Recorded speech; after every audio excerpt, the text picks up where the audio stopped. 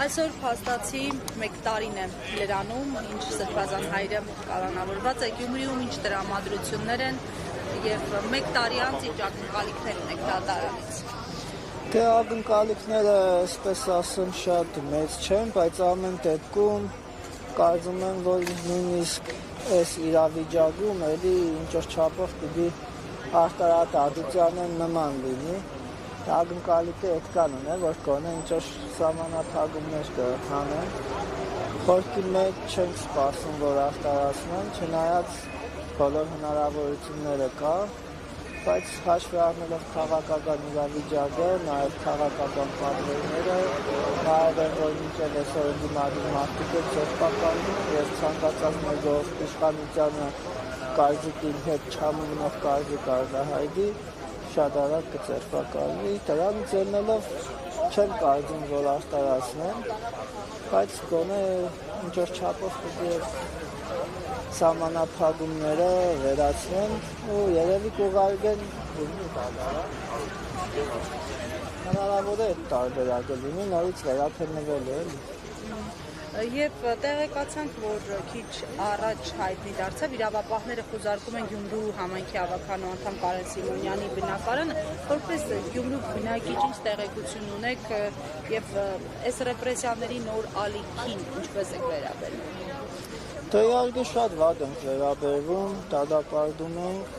այսպիսի բան որևէ իշխանության ժամանակ չի եղել, երբ ընդդիմության ցանկացած ներկայացուցիչ տուն մտնեն,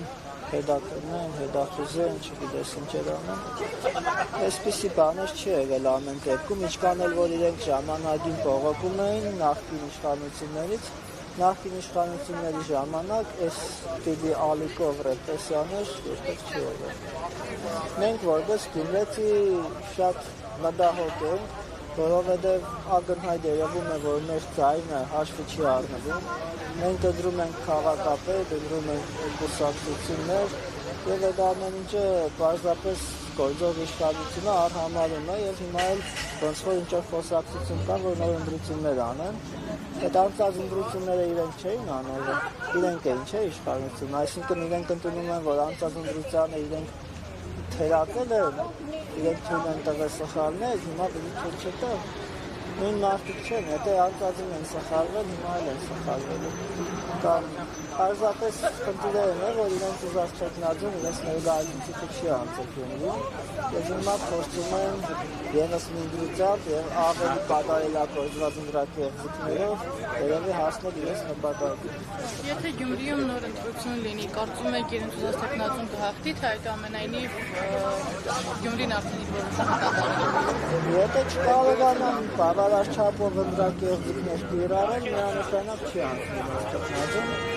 բայց չգիտենք ինչ կանեն էլի։ Այս ընտրությունները տեսակ ինչ արեցին, նա իրականում փաստացի Հայաստանի Հանրապետությունում ընտրություն չկա, գոյություն չունի, այս պարզապես ժողովրդին խափում են,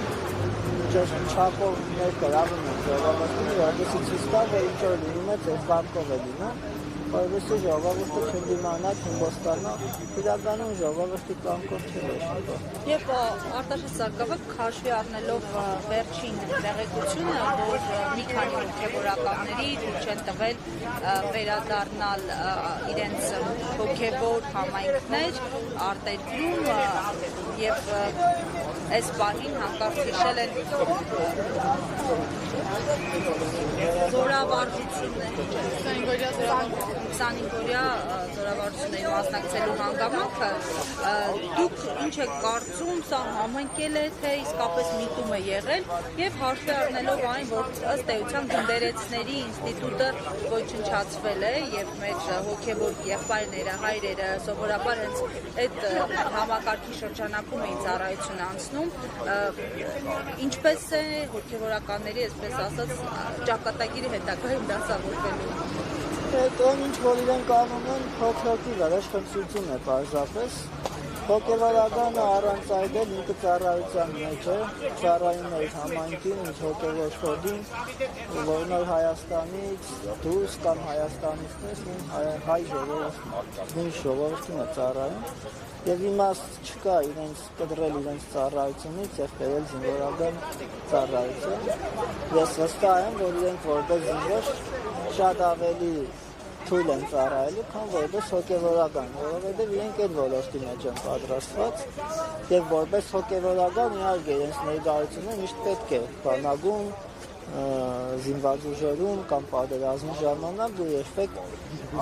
հոգևորականի ներկայության պակաս չի եղել եւ բոլորն էլ հոժարական գնացել են, բայց ոչ թե որպես զինվոր ծառայելու, այլ որպես հոգևորական։ Այդ նույնն է, ոնց որ կոպիտ համեմատություն բերեմ, կոսմոնավտին բերեն միջով մի հատ, չգիտեմ, տրակտոր քշելու վրա տնեն, հասկանում եք, երկուսն է կարևոր է, կոսմոնավտին տիեզերագնացի վրա շատ ավելի շատ ծախս են արել, որովհետեւ ինքը ուրիշ գիտելիքներ ստեղծվի, հետո այդ ծախսը արդեն թեկուզ տնտեսական առումով վերցնում, բերում են եւ ոչնչացնում են։ Այս իրականում իրենք այդ նմանատիպ բանը շատ են անում։ Իմ կարծիքով իրենց բուն նպատակը Հայաստանում պետականությունը քանդելն է,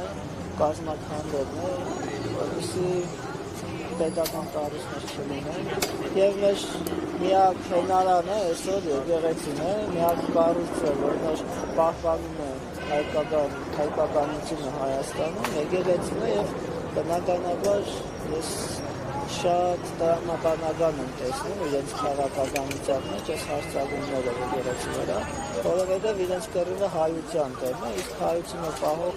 ամենաուժեղ եւ ամենակայուն